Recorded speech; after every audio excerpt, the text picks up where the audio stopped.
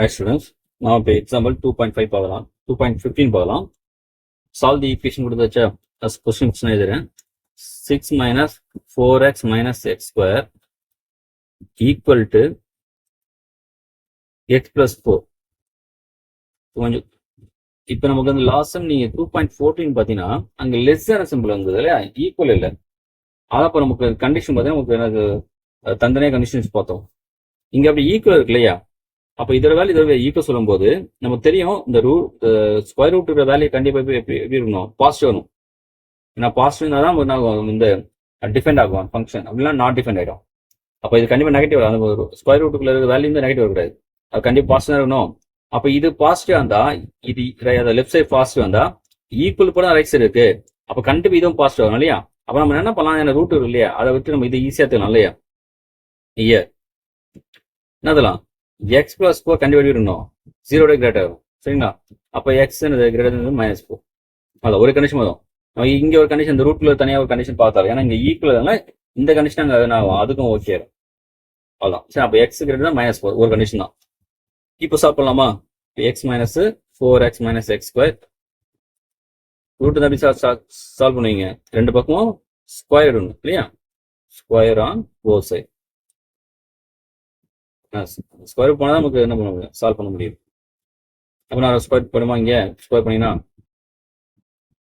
இங்கே நமக்கு X plus 4 X plus 4 whole square வந்துடும்.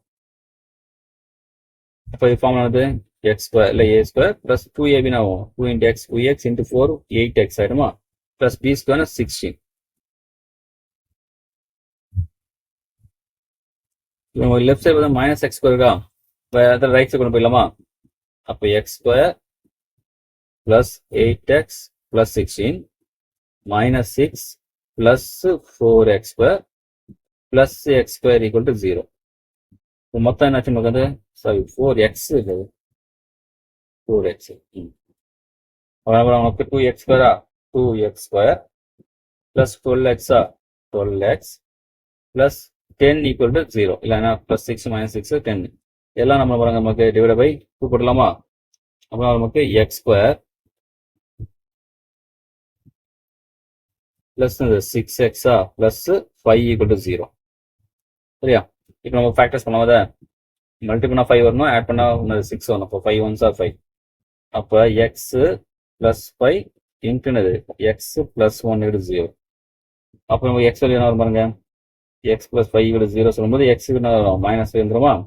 R x plus 1 equal to 0 சொல்லும்போது நம்ம எக்ஸுக்கு என்னது -1 வந்துடும். நம்ம கண்டிஷனை பாருங்க, சின்ஸ் கண்டிஷனை பார்த்தீங்கன்னா எக்ஸ் இஸ் கிரேட்டர் than -4 இல்லையா. அப்போ எந்த கண்டிஷன் நமக்கு சாட்டிஸ்ஃபை ஆகும், நமக்கு -4 பெருசு சொல்றாங்க, -4 இது பெருசு, -1 தான் இல்லையா, -5 வராது. சொல்யூஷன் பார்த்தீங்கன்னா எக்ஸ் ஈக்குவல் டு -1 சரிங்களா.